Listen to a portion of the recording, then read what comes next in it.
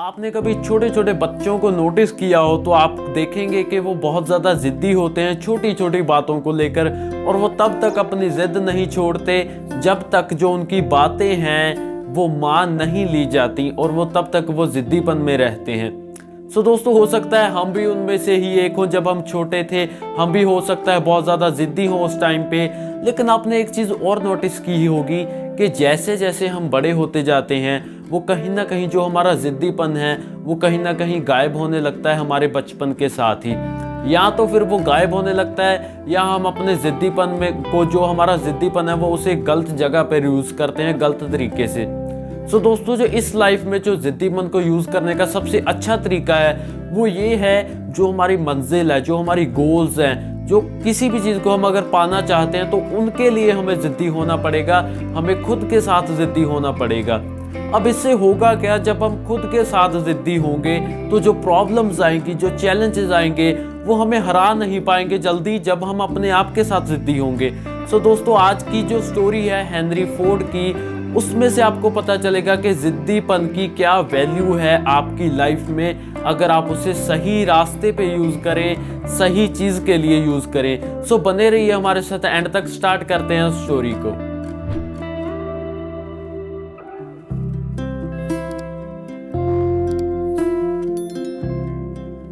सो दोस्तों, Henry Ford वही person है जिनकी आज भी गाड़ियाँ चलती हैं, और उन्होंने अपनी लाइफ में एक डिसीजन लिया था कि वो एक ऐसी मोटर बनाना चाहते हैं जिसमें जो 8 सिलेंडर हैं वो एक ही ब्लॉक में फिट होने चाहिए।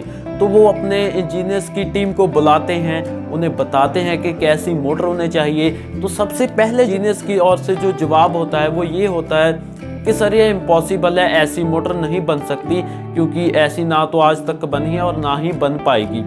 तो हेनरी फोर्ड उन्हें कहते हैं कि आपको अपनी जॉब करनी है, मैं आपको टाइम दे रहा हूँ, जब तक आपसे ना बने तब तक आप लगे रहें, मैं आपको टाइम दे रहा हूँ, ये आपकी जॉब है। तो दोस्तों, उनको बेसिक सी बात है, उनको जॉब तो अपनी करनी ही थी, अपना काम तो करना ही था, और कुछ उनके पास था नहीं। तो वो लगे रहे कुछ टाइम के लिए, लेकिन जो रिजल्ट था वो कुछ नहीं मिल रहा था। और इसके बाद उन्हें और टाइम दिया गया। ऐसे ही 6 महीने निकल जाते हैं, कुछ नहीं मिलता। उसके बाद फिर से 6 महीने निकल जाते हैं, फिर हाथ कुछ नहीं लगता। और फाइनली एक दिन क्या होता है कि हेनरी फोर्ड उन्हें मिलते हैं, उन्हें पूछते हैं कि क्या रिजल्ट है। तो उन्हें बताते हैं कि सर हमने आपको पहले ही बताया था कि ये इम्पॉसिबल काम है, ऐसा नहीं हो सकता। तो हेनरी फोर्ड की डिटर्मिनेशन इतनी स्ट्रांग थी तो वो उन्हें फिर से कहते हैं कि नहीं, मुझे ऐसी मोटर चाहिए ही चाहिए, अब ये आपका काम है, आपको बनानी पड़ेगी, फिर से आप टाइम ले सकते हैं। तो दोस्तों, फिर वो बनाना शुरू करते हैं, और एक दिन फाइनली एक जो है चमत्कार होता है कि वो मोटर बन जाती है बहुत ही सक्सेसफुल तरीके से। सो दोस्तों, अब जो क्वेश्चन वो ये आता है कि इस मोटर को सक्सेसफुल बनाने के पीछे सबसे पहला रीज़न क्या है। वो है हेनरी फोर्ड का ज़िद्दीपन।